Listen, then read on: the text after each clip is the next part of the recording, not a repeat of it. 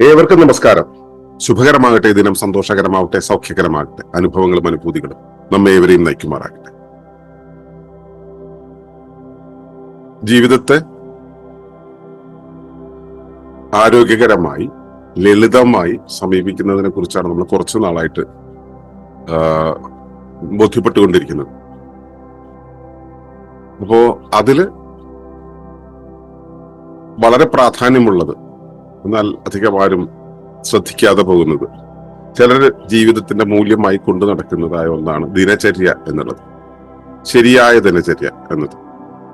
അപ്പൊ ദിനചര്യ ആവശ്യമാണെന്ന് പലർക്കും അറിയാം, അല്ലെങ്കിൽ അങ്ങനെ ഒന്നുള്ളത് ഒരു ഒരു ശുഭകരമായ ലക്ഷണമാണ്, ഐശ്വര്യമാണ് എന്നൊക്കെ കരുതുന്നുണ്ട്. പക്ഷെ യഥാർത്ഥത്തിൽ ദിനചര്യയിൽ എന്താണ് സംഭവിക്കുന്നത്, ദിനചര്യ ഫോളോ ചെയ്യുന്ന സമയത്ത് എന്താണ് നമ്മിൽ സംഭവിക്കുന്നത് എന്നതാണ് ഇന്നത്തെ പ്രമേയം. അത് പറയുന്നത് ഇങ്ങനെയാണ്: proper routines help us maintain an effortless, flawless and transparent life. ശരിയായ ദിനചര്യകൾ ജീവിതത്തെ ക്രമവും സുഗമവും ശ്രമരഹിതവും മനോശൂന്യവുമാക്കി നിലനിർത്തും. അവയിലൂടെ ശരീരം ജൈവ ഘടികാരത്തെ അനുസരിക്കുകയും പ്രകൃതിയുമായുള്ള അനുരണനത്തെയും സുതാര്യതയെയും ഇടമുറിയാതെ സൂക്ഷിക്കുകയും ചെയ്യും. അങ്ങനെ ചെയ്യുമ്പോഴാണ് നമുക്ക് പ്രകൃതി നൽകുന്ന കൽപ്പനകളെ ബോധ്യപ്പെടാനാവുക, നമ്മുടെ ഇച്ഛകളെ പ്രകൃതിയോട് സംവദിക്കാനാവും. നമ്മുടെ ഇച്ഛയും പ്രകൃതിയുടെ കൽപ്പനയും ഒന്നാകുമ്പോൾ, ഒരിടത്തെത്തുമ്പോൾ അവിടെയാണ് സ്വസ്തി എന്നുള്ള അവസ്ഥ ഉണ്ടാകും, സ്വസ്ഥത ഉണ്ടാകും, സ്വാസ്ഥ്യം എന്നുള്ളത് ഉണ്ടാവും. അപ്പൊ ഇതാണ് ഇന്നത്തെ വിഷയം. ഈ ദിനചര്യ എന്നുള്ള രീതിയിൽ പലരും പല രീതിയിൽ കാര്യങ്ങളെ കൊണ്ടുപോകാറുണ്ട്. ചിലര് വെളുപ്പിനെ എഴുന്നേക്കണം എന്നുള്ളത് ചെറിയ കാലം മുതൽ, കുട്ടിക്കാലം മുതൽ തന്നെ അച്ഛനമ്മമാര് പഠിപ്പിക്കുന്നത് വഴി. ഇന്നലെ രാജമോഹൻ ചേട്ടനൊക്കെ പറഞ്ഞിരുന്നു അമ്മയുടെ ടീച്ചിങ്സ്. അത് സത്യത്തില് കുട്ടികളെ പഠിപ്പിച്ചിട്ട് കാര്യമില്ല, കുട്ടികളുടെ മുന്നിൽ നമ്മളത് ചെയ്ത് കാണിച്ചിട്ട് കാര്യമുള്ളൂ. കുട്ടികളുടെ മുന്നിൽ കുട്ടികൾ ഒരിക്കലും അനുസരിക്കില്ല, അവര് അനുകരിക്കും. അപ്പോ അനുകരിക്കുന്ന രീതിയിൽ അവരുടെ മുന്നിൽ നമ്മൾ ചെയ്ത് കാണിച്ചാൽ, നിങ്ങളെല്ലാം ചെയ്യണം എനിക്ക് ചെയ്യാൻ സമയമില്ല എന്ന് പറഞ്ഞതിന്റെ ഭവിഷ്യത്ത് ഞാൻ അനുഭവിക്കുന്നുണ്ട്. കാരണം ഞാൻ തിരക്കുകളിലാണ്, ഞാൻ ജീവിതത്തിന്റെ തിരക്കുകളിലാണ്, പലതും നിയന്ത്രിക്കുന്നതിന്റെ തിരക്കുകളാണ്. ഞാൻ തിരക്കുള്ള ആളാണ്, അവർ പണിയില്ലാതിരിക്കുന്നവരാണ്, അവരിതനുസരിച്ചാൽ മതി എന്ന എന്റെ ഒരു ഭാഷ്യമുണ്ടായിരുന്നു. അത് എനിക്ക് തന്നിട്ടുള്ള ഇമ്പാക്ട് വളരെ വലുതാണ്. അപ്പൊ നമ്മൾ അവരുടെ മുന്നിൽ, കുട്ടികളുടെ മുന്നിൽ ചെയ്ത് കാണിച്ചാൽ അവരത് അനുകരിക്കും. ചെറിയ കാലം മുതൽ കേട്ടോ, മുതിർന്നതിന് ശേഷമല്ല, ചെറിയ കാലം മുതൽ നമ്മൾ എന്ത് ചെയ്യുന്നു അത് അവർ അനുകരിക്കും. അനുകരിക്കുന്ന സമയത്ത് അവർ അതിൽ നിന്നും അതിന്റെ ഒരു ക്രമം മനസ്സിലാക്കും. നമ്മൾ ചെയ്യുക എന്ന് നിത്യേന ചെയ്യേണ്ടതുണ്ട്. അപ്പോൾ അതിനൊരു ക്രമം മനസ്സിലാക്കും. ഈ ക്രമം എന്നുള്ളത് എന്താന്ന് വെച്ചാൽ നമുക്കറിയാം, എവറിത്തിങ് ഇൻ പ്ലേസ് ആണ് ക്രമം. എല്ലാം അതിൻ്റെതായ സ്ഥാനങ്ങളിലായിരിക്കുക, സമയത്തിന്റെ സ്ഥാനത്തായിരിക്കുക, രൂപത്തിന്റെ സ്ഥാനത്തായിരിക്കുക, സ്ഥലത്തിന്റെ സ്ഥാനത്തായിരിക്കുക, ഭാവത്തിന്റെ സ്ഥാനത്തായിരിക്കുക. എന്തായിരിക്കണമോ അവിടേക്ക് അയക്കി വെക്കുക, അത് ഭാവത്തിന്റെ സ്ഥാനത്തായിരിക്കുക. എല്ലാം ഇൻ പ്ലേസ് ആണ് ക്രമം എന്ന് പറയാം. അപ്പോ ആ ക്രമത്തിലാക്കി സൂക്ഷിക്കുക എന്ന് പറയുന്ന സമയത്ത് നമുക്ക് ക്രമം മാറിയാൽ അതിലേക്ക് തിരിച്ചെത്തിച്ചാൽ മതി. ക്രമം മാറിപ്പോകുമ്പോൾ തിരിച്ചെത്തിച്ചാൽ മതി. ബാക്കിയുള്ള സമയത്ത് നമുക്ക് ഈസി ആയിട്ട് ജീവിതത്തെ കൊണ്ടുപോകാൻ കഴിയും. ക്രമം മാറുന്ന സമയത്തെല്ലാം ആ ക്രമം മാറിയത് മാത്രം തിരിച്ചെത്തിച്ചാൽ ബാക്കിയെല്ലാം ഭംഗിയായി പോയിക്കൊള്ളും. അതാണ് ക്രമത്തിന്റെ പ്രാധാന്യം. അപ്പൊ ഈ ക്രമത്തിലാകുന്ന സമയത്ത് ജീവിതം വളരെ ഈസി ആയിട്ട് മുമ്പോട്ട് കൊണ്ടുപോകാൻ കഴിയും. നമുക്ക് ജോലികൾ അധികം വരില്ല, നമുക്ക് തേടേണ്ടി വരില്ല. ഇത് എവിടെ പോയി, അതെന്തായി, ഓർത്തെടുക്കാൻ ബുദ്ധിമുട്ടുണ്ടാവില്ല. അപ്പൊ ആ ക്രമം എന്നുള്ളത് മെയിൻറ്റെയിൻ ചെയ്യുന്ന സമയത്ത് നമുക്ക് ജീവിതം സുഗമം ആയിരിക്കും. സ്വാഭാവികമായിട്ടും അത് ശ്രമരഹിതമായിരിക്കും. നമ്മൾ ഒരുപാട് പരിശ്രമിക്കേണ്ട കാര്യമില്ല. ഓരോന്നും തപ്പിക്കണ്ടുപിടിക്കാൻ, ഓരോന്നിനെയും ശരിയായ രീതിയിൽ കൊണ്ടുപോകാൻ ഒന്നും നമ്മൾ തപ്പിക്കണ്ടുപിടിക്കേണ്ടി വരില്ല. അതുകൊണ്ട് തന്നെ നമ്മൾ ആലോചനയുടെ ഒരു ലോകത്ത് ജീവിക്കേണ്ടി വരില്ല. ഈ മനസ്സിന്റെ പണി എന്താ, അതെവിടെ ഇതെവിടെ ഇതെല്ലാം അന്വേഷിച്ച് കണ്ടുപിടിച്ച് ഇതാണ് വേണ്ടത് എന്ന് നിശ്ചയിക്കലും നിർണയിക്കലുമാണ്. അപ്പോ അങ്ങനെ ഒരു ആവശ്യം അവിടെ വരുന്നില്ല. അതുകൊണ്ട് തന്നെ മനസ്സിന്റെ പ്രവർത്തനം എന്നുള്ളത് വളരെ ചുരുങ്ങും. മനസ്സിന്റെ പ്രവർത്തനം വെച്ചാൽ മനസ്സ് നിന്നു പോകുന്നല്ല, മനോശൂന്യം എന്നുള്ളൊരു അവസ്ഥയിലേക്ക് വരും. മനസ്സ് നിൽക്കുകയല്ല, മനസ്സ് വലുതായിട്ട് പ്രവർത്തികളൊന്നും ചെയ്യേണ്ട എന്ന് പറയുന്ന ഒരു അവസ്ഥയിലേക്ക് വരും. ഇപ്പൊ നമ്മൾ ചിത്തവൃത്തി നിരോധനം എന്ന് പറയുന്നതാണല്ലോ യോഗം. ചിത്തവൃത്തിയാണ്, ചിത്തത്തിന്റെ ആ പ്രവർത്തനമുണ്ടല്ലോ, ആ പ്രവർത്തനമാണ് നിൽക്കുന്നത്. അതുപോലെ തന്നെ മനോവൃത്തിയുടെ നിശ്ചലത എന്നുള്ളൊരവസ്ഥ അവിടെ നമുക്ക് ഉണ്ടാക്കാൻ പറ്റും. മനസ്സ് പ്രവർത്തിക്കാതെ ആവുന്നല്ല.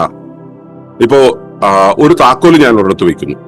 താക്കോല് വേണ്ടപ്പോ എന്റെ കൈ ആ താക്കോൽ ഇരിക്കുന്നിടത്ത് സ്വാഭാവികമായി നീണ്ടുപോയാൽ അവിടെ താക്കോൽ ഉണ്ടെങ്കിൽ ഞാൻ അതിനെക്കുറിച്ച് ആലോചിക്കേണ്ട കാര്യമില്ലല്ലോ. ചിലര് വീട്ടിലുള്ളവര് തന്നെ പുറത്തു പോയിട്ട് ഇനിയും വീണ്ടും തിരിച്ചു പുറത്തേക്ക് പോകണമെന്നുള്ള അർത്ഥത്തിൽ വീട്ടിലേക്ക് കയറി വരുന്ന സമയത്ത് താക്കോൽ എവിടെയെങ്കിലും വെക്കും. പിന്നെ തിരിച്ചു പോകുന്ന സമയത്ത് ആ വീട് മുഴുവൻ തെരഞ്ഞ് നടക്കലാണ്, വീട്ടുകാർ മുഴുവൻ അതിന്റെ പുറകെ നടക്കലാണ്. എത്ര പേരുടെ ആ ഒരു മനോപ്രക്രിയ അവിടെ ആവശ്യമായിട്ട് വരും. ഇതുപോലെ നമ്മുടെ ജീവിതത്തിലെ ഒട്ടേറെ കാര്യങ്ങൾ ക്രമരഹിതമാകുന്നത് കൊണ്ട് സംഭവിക്കുന്നുണ്ട്. അപ്പോ ശരിയായ ദിനചര്യകൾ എന്ന് പറയുന്നത് നമ്മുടെ ലൈഫിന്റെ ആ പ്രാക്ടിക്കൽ ആയിട്ടുള്ള ഒരു സൈഡ് ഉണ്ടല്ലോ. ഞാൻ ഇന്റേണൽ ആയിട്ടുള്ള അവസ്ഥയെ കുറിച്ചല്ല പറയുന്നത്, എക്സ്റ്റേണൽ ആയിട്ടുള്ള ഒരു അവസ്ഥയിൽ ആ ക്രമം സൂക്ഷിക്കുന്നത് വഴി നമുക്ക് കാര്യങ്ങളെല്ലാം കൃത്യമായിട്ട് മെയിൻറ്റെയിൻ ചെയ്യാൻ പറ്റും. ശ്രമരഹിതമായിരിക്കും, മനോശൂന്യമായിരിക്കും, ആ ഒരു അവസ്ഥയിൽ പോകാൻ കഴിയും. ഇനിയും ഇത് കൃത്യമായി ജൈവ ഘടികാരത്തെ അനുസരിക്കും. കൃത്യമായ സമയം, കൃത്യമായ പ്ലേസ് എന്ന് പറയുന്ന സമയത്ത് ജൈവ ഘടികാരത്തെ അനുസരിക്കും. അത് മാത്രമല്ല, നിങ്ങൾ കോർട്ടക്കർവ് ചെയ്തിട്ടുള്ളവർക്കറിയാം, ഓരോന്നിനും ഓരോ സ്ഥാനമുണ്ട് എന്ന് കൃത്യമായി ബോധ്യം വന്നാൽ നമുക്ക് എല്ലാത്തിനെയും അതാത് ഇടത്ത് കൈകാര്യം ചെയ്യാൻ കഴിയും. പാറ്റേണുകൾ പറന്നു പോകുന്ന സമയത്ത് അത് എവിടെ വെച്ചാണ് നമ്മൾ കൈകാര്യം ചെയ്യേണ്ടത് നമുക്കറിയാം. അപ്പോ നമുക്ക് വസ്തുതാബോധങ്ങൾ ഉണ്ടാവും നമ്മുടെ അകത്ത്. ഈ കൃത്യമായി ക്രമത്തെക്കുറിച്ച്, ഇടത്തെക്കുറിച്ച്, സമയത്തെക്കുറിച്ച്, കാലത്തെക്കുറിച്ച്, പർപ്പസിനെ കുറിച്ച്, അതിന്റെ ഭാവത്തെക്കുറിച്ച് ഒക്കെ മനസ്സിലാവുന്ന സമയത്ത് കോട്ടക്കാറുള്ള ബാറ്റൺ പ്രാക്ടീസിൽ അതാണല്ലോ ഉണ്ടാവുന്നത്. ആ ബാറ്റൺ എങ്ങോട്ടൊക്കെ തിരിയുന്നു എന്നുള്ളത് നമുക്ക് അതാത് ഇടങ്ങളിൽ മനസ്സിലാവും. ഇത് നമ്മുടെ വസ്തുതാബോധങ്ങളെ ഉണർത്തിവെക്കും. അപ്പോ നമ്മുടെ ആന്തരികമായിട്ടുള്ള വസ്തുതാബോധത്തെ ഉണർത്താൻ, അതിനെ ജാഗ്രതയോടെ നിലനിർത്താൻ ഈ ദിനചര്യക്ക് കഴിയും. ഇപ്പൊ നമ്മൾ കൃത്യമായിട്ട് രാവിലെ 8 മണിക്ക് ഭക്ഷണം കഴിക്കാനിരിക്കുന്നു. ഭക്ഷണം കഴിക്കുന്ന സമയത്ത് ഭക്ഷണം കഴിക്കാനായിട്ട് ഉള്ള പാത്രം ഒരിടത്ത്, ഉണ്ടാക്കി വെച്ചിട്ടുള്ള സാധനങ്ങൾ ഒരിടത്ത്, ഞാൻ ഇരിക്കുന്ന സ്ഥലം ഒരിടത്ത്. ഇവിടെ എനിക്ക് അല്പം പോലും ബുദ്ധിമുട്ട് ആവശ്യമില്ല. ഞാൻ ആ 8 മണിക്ക് അവിടേക്ക് ചെല്ലുന്ന സമയത്ത് പാത്രം എടുക്കുന്നു, ഭക്ഷ്യസാധനങ്ങൾ എടുത്തു വിളമ്പുന്നു, ഞാൻ ഇരിക്കേണ്ടടുത്ത് ഇരിക്കുന്നു, കഴിക്കുന്നു. ഞാൻ ഇരിക്കാൻ പോകുന്ന സമയത്ത് അവിടെ മേശയില്ലെങ്കിൽ, അവിടെ ഞാൻ സ്ഥിരം ഇരിക്കുന്ന സ്ഥലത്ത് മറ്റൊരാൾ ഇരിക്കുകയാണെങ്കിൽ, ഞാൻ പ്ലേറ്റ് എടുക്കാൻ പോകുന്ന സമയത്ത് പ്ലേറ്റ് അവിടെ ഇല്ലെങ്കിൽ, ഇത് എന്റെ ടോട്ടൽ സിസ്റ്റത്തെ ഒന്ന് സ്റ്റക്കാക്കും. ഇത് കണ്ടിന്യൂസ് ആയിട്ട് ഒരു തുടർച്ച എന്നുള്ള രീതിയിൽ, കാലികമായ തുടർച്ച മാത്രമല്ല, ഇതുപോലെയുള്ള കുറെ സംഭവങ്ങളുടെ പരമ്പര കൂടെ ഉണ്ടാവുകയാണെങ്കിൽ എന്റെ മുൻപോട്ട് പോക്ക് മൊത്തം കലുഷിതമാകും. ഇതൊരു വല്ലാത്തൊരു അവസ്ഥയിലേക്ക് ചെല്ലും. ഇത് തന്നെ എന്റെ ശരീരത്തിന്റെ അകത്ത് സംഭവിക്കുന്നുണ്ട്. എന്റെ ബോധം എന്റെ ചുറ്റുമുള്ള വസ്തുതകളുമായി പൊരുത്തപ്പെടാൻ ശ്രമിക്കുന്നതിന്റെ ഭാഗമായി ശ്രമം എടുക്കേണ്ടി വരികയാണെങ്കിലോ സ്വാഭാവികമായിട്ടും എന്റെ ജൈവ ഘടികാരം കൃത്യമായിട്ടും, ജൈവ ഘടികാരം എന്ന് പറയുന്നത് സമയത്തിന്റെ കാര്യത്തിന് വേണ്ടി മാത്രമല്ല പ്രവർത്തിക്കുന്നത് കേട്ടോ. ജൈവ ഘടികാരം എന്ന് പറയുന്നത്, അത് കോട്ടക്കാർ ചെയ്തിട്ടുള്ളവർക്ക് അറിയാം, ജൈവ ഘടികാരം എന്ന് പറയുന്നത് സമയത്തിന്റെ കാര്യത്തിൽ മാത്രമല്ല, ദൂരത്തിന്റെ കാര്യത്തില്, വലിപ്പത്തിന്റെ കാര്യത്തില്, സ്ഥലകാല രൂപഭാവ ഭവങ്ങളുടെ 5ന്റെയും കാര്യത്തിൽ ഈ ജൈവ ഘടികാരം പ്രവർത്തിക്കുന്നുണ്ട്. കാരണം ജൈവ ഘടികാരം എന്ന് പറയുന്നത് ഒരു അടിസ്ഥാന ജൈവമാനകമാണ്. ആ മാനകം എന്ന് പറയുന്നതിന് ഒരു ഇമ്പൾസറിന്റെ അകത്ത് അത് പൾസേറ്റ് ചെയ്യുന്നത് കൊണ്ടാണ്, പീനിയൽ ഗ്ലാൻഡിന്റെ ആ ഒരു പ്രവർത്തനം കൊണ്ടാണ് വളരെ കൃത്യമായിട്ട് ജൈവ ഘടികാരം നമ്മുടെ ഉള്ളിൽ പ്രവർത്തിക്കുന്നത്. അപ്പോ ഈ ജൈവ ഘടികാരം എന്താണോ നമുക്ക് നിഷ്കർഷിക്കുന്നത്, അതായത് കാലത്തിന്റെ, സ്ഥലത്തിന്റെ, കാലത്തിന്റെ, രൂപത്തിന്റെ, ഭാവത്തിന്റെ ഒക്കെ ആ ഒരു അവസ്ഥയിൽ എന്തൊക്കെ ആയിരിക്കണം എന്നുള്ള കാര്യം നമുക്ക് ബോധ്യമാകുമ്പോൾ നമ്മൾ അതിനെ അനുസരിക്കുന്ന സമയത്ത്, ഇപ്പൊ രാവിലെ ഉണരുക എന്നുള്ള കാര്യം നമ്മൾ അനുസരിക്കുന്നു. ആ സമയത്ത് രാവിലെ ഉണർന്നു കഴിഞ്ഞാൽ എന്തൊക്കെയാണ് ശരീരത്തിൽ പ്രവർത്തിക്കേണ്ടത് ശരീരത്തിന് അറിയാം. അതിനനുസരിച്ചുള്ള ആ ഒഴുക്കിലേക്ക് പോയാൽ മതി. രാവിലെ എഴുന്നേൽക്കുന്നു, അതിനുശേഷം വ്യായാമം ചെയ്യുന്നു, ഒരു 3 മണി മുതൽ 5 മണി വരെ നമ്മുടെ ലങ്സ് വളരെയധികം ആക്റ്റീവായി നിൽക്കുന്ന സമയമാണ്. ആ സമയത്ത് നമ്മൾ ലങ്സിനെ നമ്മൾ വേണ്ടുന്ന സപ്പോർട്ട് കൊടുക്കുന്നു. ഫിസിക്കൽ ആക്ടിവിറ്റിയിലേക്ക് പോകുന്നു. 5 മുതൽ 7 വരെയുള്ള ആ സമയത്തിന്റെ ഉള്ളിൽ നമ്മുടെ വിസർജന പ്രക്രിയകളെല്ലാം കൃത്യമായിട്ട് സജ്ജീകരിക്കും. ഇത് നമ്മൾ ആ ഒഴുക്കിലേക്ക് ഇട്ടുവെച്ചു കഴിഞ്ഞാൽ പ്രകൃതി പ്രവർത്തിക്കുന്നത് എങ്ങനെയാണോ അതിനനുസരിച്ച് ശരീരം പ്രവർത്തിക്കുന്നത് എങ്ങനെയാണോ അതിനനുസരിച്ച് ഞാൻ എന്ന വ്യക്തി പ്രവർത്തിക്കും. അപ്പോ എന്റെ ശരീരത്തിന്റെ പ്രവർത്തനങ്ങൾ വളരെ സുഗമമായി പോകുന്നു, എന്റെ മനസ്സിന്റെ പ്രവർത്തനങ്ങൾ സുഗമമായി പോകുന്നു, ഞാനും പ്രകൃതിയുമായിട്ടുള്ള സുതാര്യത കൃത്യമായി പോകുന്നു. അപ്പൊ അങ്ങനെ വരുന്ന സമയത്ത് ഈ ജൈവഘടികാരത്തെ ഞാൻ അനുസരിക്കുന്ന സമയത്ത് പ്രകൃതിയുമായിട്ടുള്ള ആ അനുരണനമുണ്ടല്ലോ, ഹാർമോണിയസ് ആയിട്ട് പോകുന്ന ഒരവസ്ഥ, ആ ഹാർമണി എന്നുള്ളൊരവസ്ഥ അല്ലെങ്കിൽ റെസണൻസ് എന്നുള്ളൊരവസ്ഥ വളരെ കൃത്യമായിട്ട് നടക്കും. അപ്പോ പ്രകൃതി എനിക്ക് തരാനായിട്ട് കരുതി വെച്ചിട്ടുള്ളവ എന്താണോ അത് എനിക്ക് സ്വീകരിക്കാൻ കഴിയും. പ്രകൃതിയിലേക്ക് ഞാൻ എന്താണോ രേഖപ്പെടുത്താൻ ഉദ്ദേശിക്കുന്നത്, പ്രകൃതിയിലേക്ക് ഞാൻ എന്താണോ നൽകാൻ ഉദ്ദേശിക്കുന്നത്, അത് സ്വാഭാവികമായിട്ട് നടക്കും. അപ്പൊ പ്രകൃതിയും ഞാൻ തമ്മിലുള്ള ആ ഏകതാനത കൃത്യമായി സംഭവിക്കും. ഞാൻ പ്രകൃതിയിൽ നിന്നും വേറിട്ടൊരു സത്തയാണെന്നുള്ള എന്റെ യൗക്തികമായ നിലയുണ്ടല്ലോ, അതിൽ നിന്നും മാറി ഞാൻ പ്രകൃതിയുടെ ഭാഗമായിരിക്കുന്നു എന്ന ആ സുഗമമായിട്ടുള്ള ഒരവസ്ഥ സംഭവിക്കും. ഇത് നമ്മുടെ സുതാര്യതയെ വർദ്ധിപ്പിക്കും. ഈ അനുരണനവും സുതാര്യതയും ഇടമുറിയാതെ സൂക്ഷിക്കുന്ന സമയത്ത് എന്റെ ഇച്ഛയും പ്രകൃതിയുടെ കൽപ്പനയും രണ്ടാവുകയില്ല. എന്റെ ഇച്ഛയും പ്രകൃതിയുടെ കൽപ്പനയും രണ്ടാവാതിരിക്കുന്ന സമയത്ത് നമുക്ക് സ്വസ്തി എന്നുള്ളൊരവസ്ഥ, സ്വസ്ഥത എന്നുള്ളൊരവസ്ഥ ഉണ്ടാവും. അപ്പൊ ഇത് നിത്യേന ഉണരുന്ന സമയം മുതൽ വൈകിട്ട് കിടന്നുറങ്ങുന്ന സമയം വരെയും നമ്മളിത് സൂക്ഷിക്കേണ്ടതുണ്ട്. ഈ ദിനചര്യകൾ എന്നുള്ള രീതിയിൽ നമ്മളെ പഠിപ്പിച്ചിട്ടുള്ളത്, നമ്മുടെ കാരണവന്മാരെ നമ്മളെ പഠിപ്പിച്ചിട്ടുള്ളത് ഈ സുതാര്യത ഉണ്ടാക്കാനാണ്. ഇത് ഒരു വീടിന്റെ ക്രമത്തെ നന്നാക്കാൻ വേണ്ടി, ഒരു സൊസൈറ്റിയുടെ ക്രമത്തെ നന്നാക്കാൻ വേണ്ടി മാത്രമല്ല ഉള്ളത്. അത് എന്റെ അകവും എന്റെ പുറവും തമ്മിലുള്ള പരസ്പര ബന്ധം, സുതാര്യത കൃത്യമായി സൂക്ഷിക്കാൻ വേണ്ടിയാണ്. അവിടെയാണ് എന്റെ ഉള്ളിൽ ഞാനും പ്രകൃതിയും തമ്മിലുള്ള ഏകതാനത ഉണ്ടാവുക, സ്വസ്ഥ എന്നുള്ള അവസ്ഥ ഉണ്ടാവുക.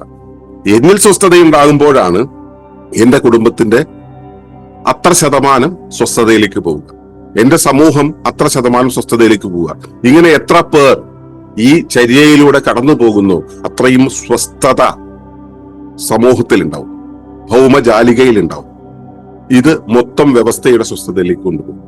ഇവിടെ ഇതിന് കഴിയാതെ വരുന്നത് നമ്മുടെ യൗക്തികമായ ഇടപെടൽ കൊണ്ടാണ്, യൗക്തികമായി കാര്യങ്ങളെ കാണുന്നത് കൊണ്ടാണ്. ഓരോരുത്തരുടെയും ഘടികാരം വ്യത്യസ്തമാണ് എന്ന കാര്യം സത്യമാണെന്നിരിക്കെ സംസ്കാരം ഉപയോഗിച്ചുകൊണ്ട് ദിനചര്യകളെ നമ്മിലേക്ക് പകർന്നു തരിക എന്നുള്ളത് മാത്രമാണ് കരണീയം. അതുകൊണ്ടാണ് പല മതങ്ങളും അവരുടെ ബാല്യകാല വിദ്യാലയങ്ങൾ വഴി അവരുടെ ചര്യകളെ കുട്ടികളിലേക്ക് എത്തിക്കാൻ ശ്രമിക്കുന്നത്. അങ്ങനെ കൊണ്ടുപോകുമ്പോൾ കുട്ടിക്കാലം മുതൽ അതിനെ ഡെവലപ്പ് ചെയ്ത് വരുന്ന സമയത്ത് അവരെവിടേക്കാണോ ഈ കുഞ്ഞുങ്ങളെ എത്തിക്കാൻ ഉദ്ദേശിക്കുന്നത് അവിടേക്ക് എത്തിക്കാൻ കഴിയും. ഇവിടെ നമ്മൾ ആധുനിക ലോകത്തിന്റെ ഒരു വ്യവസ്ഥാപിത സംവിധാനത്തിന്റെ ഭാഗമായിട്ട് കുട്ടികൾക്ക് അവരുടേതായ സ്വാതന്ത്ര്യമുണ്ടെന്ന് കരുതി അവരെ ഈ വ്യവസ്ഥയിൽ ഒതുക്കി നിർത്താതിരുന്നാൽ കുട്ടികൾ ഇതിലേക്ക് വരാതെയാകും. അവർ മുതിർന്നു വരുന്ന സമയത്ത് അവർ ക്രമരഹിതമായി ജീവിക്കും. അവരുടെ ജീവിതം, അവരുടെ പരിസരം, അവരുടെ ചുറ്റുപാട്, അവരുടെ ഇടപെടലുകൾ എല്ലാം ക്രമരഹിതമാകും. അവിടെയെല്ലാം തന്നെ ശ്രമവും മനസ്സിന്റെ പ്രവർത്തനവും പിന്നെ ആശയക്കുഴപ്പങ്ങളും എല്ലാം ഒരുപാടുണ്ടായി എന്ന് വരും. അത് പ്രക്ഷുബ്ധതയുടെ ഒരു പരിസരത്തെ സൃഷ്ടിക്കും. ആ പ്രക്ഷുബ്ധ പരിസരമാണ് ഇന്ന് ലോകത്ത് കാണുന്ന ഈ വിപ്ലവങ്ങളുടെയും അല്ലെങ്കിൽ മഹാ പ്രതിസന്ധികളുടെയും യുദ്ധത്തിന്റെയും ഒക്കെ അടിസ്ഥാന മനഃശാസ്ത്രം അല്ലെങ്കിൽ അടിസ്ഥാന ഭൂമിക എന്ന് പറയുന്നത്. അപ്പൊ ഇത് മാറണമെങ്കിൽ സംസ്കാരങ്ങളിൽ ക്രമപൂർണമായ ഒരു ജീവിത വ്യവസ്ഥ ഉണ്ടാവണം. അത്തരം സംസ്കാരങ്ങൾ ഇവിടെ ഉണ്ടായി വരണം. ഇനി പുതിയൊരു സംസ്കാരം ഉണ്ടാകണമെന്നാണല്ലോ നമ്മൾ പറയുന്നത്. നവഗോത്ര സമൂഹം ഒരു സുസ്ഥിര ജീവന സംസ്കാരത്തെ ഉണ്ടാക്കിയെടുക്കുന്ന സമയത്ത് അവിടെയുള്ള ആളുകളെങ്കിലും അവിടെയുള്ള കുഞ്ഞുങ്ങൾക്ക് ഈ ക്രമത്തെ, ദിനചര്യകളെ മാതൃകയാക്കി പകർന്നു കൊടുക്കുകയാണ് വേണ്ടത്. അതിനുള്ള ശ്രദ്ധ നിങ്ങൾക്കുണ്ടാകട്ടെ എന്ന് പ്രാർത്ഥിക്കുന്നു. നന്ദി, നമസ്കാരം.